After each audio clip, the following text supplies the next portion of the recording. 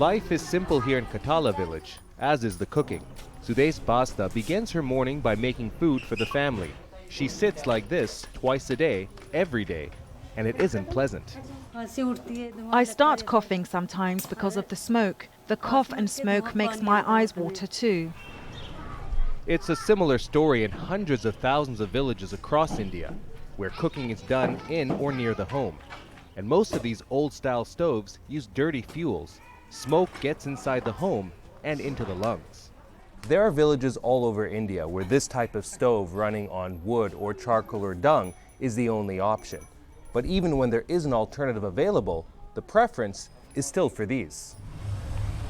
In this village, some also have a natural gas stove in the corner of the home, but it's rarely used other than for making tea.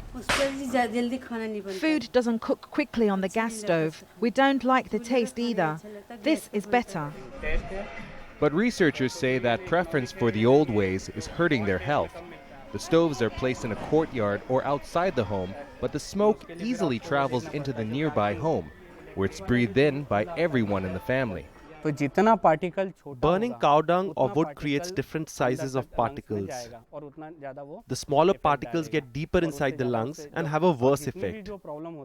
And of all the problems smoke causes, the smaller the particle, the worse the health problems it causes.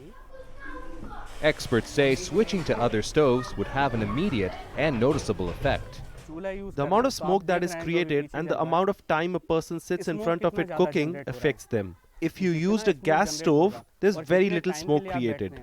With an induction stove, you won't see any. The lesser the smoke, the lesser the health effects. But changing habits is hard. Wood or charcoal or dung are easily available and cost less than regularly buying a natural gas cylinder.